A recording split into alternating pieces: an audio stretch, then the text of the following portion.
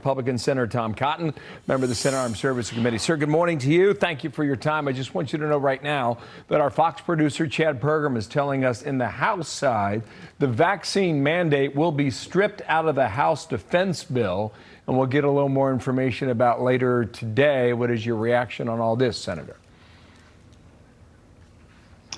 Well, Bill, I've urged the Department of Defense to end this pointless vaccine mandate at a time when we have historically bad recruiting and retention numbers. If the Department of Defense won't do it, Congress needs to put an end to the vaccine mandate for our troops.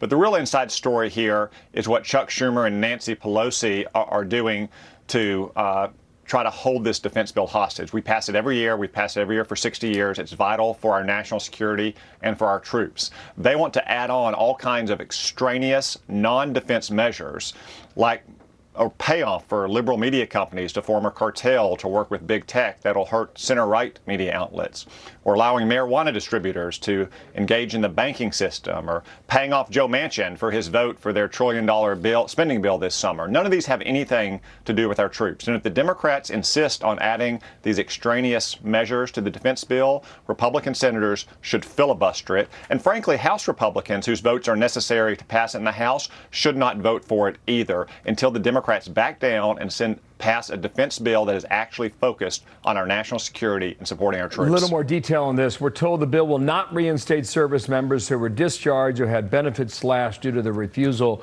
to take the vaccine. So this debate's going to continue. Senator, I want to take you overseas in Iran. We were told over the weekend the morality police had been suspended for the time, and apparently that's not the case. New York Post. No, Iran didn't ban the morality police. It duped the press and Biden administration. Quote, the truth, Iranian women are still subject to the oppression of a radical theocracy in Tehran. Millions of Iranians want to see an end to the Islamic Republic of Iran, and President Joe Biden needs to finally pick a side, end quote. So based on this, Tehran's not changing, sir. No, they're not. The Ayatollahs would never end the morality police. It's essential to what they view as an Islamic revolution that they're spreading around the world. What President Biden should do is proudly and loudly support the brave Iranians who are yearning for freedom and risking their lives to protest the theocratic dictatorship in that country. We should also put an end to the farce of the negotiations with Iran over Iran's nuclear program. We should reimpose the sanctions that would stop Iran from getting the billions of dollars it needs to spread terrorism, or for that matter, to provide the drones that Russia is now using to attack innocent civilians in Ukraine. Iran is an outlaw rogue regime. We can never trust it, and we should do everything we can to support those brave Iranians who are protesting it. Last topic. A little later today, the president goes to Arizona. You talk about the possibility of an immigration deal coming together, possibly between Republicans and Democrats. Would you be on board that? They need 12 Republicans in the Senate to go for it. Do you see that happening during this lame duck session? No, absolutely not, Bill. Certainly not during the lame duck session, because before we have any other kind of immigration reform, we have to get control of our border.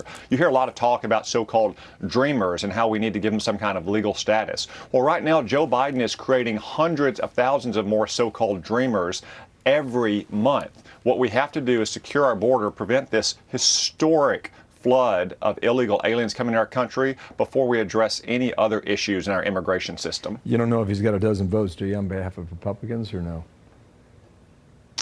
No, he does not, and we're not going to have it in the next couple of weeks. If we have any immigration reform, it's going to come next year with the Republican House, and it has to address our border, and it has to address the needs of working-class Americans to get stable jobs with growing wages that outpace inflation. Okay. Senator, thank you. Tom Cotton, thanks for coming on today. Appreciate your time.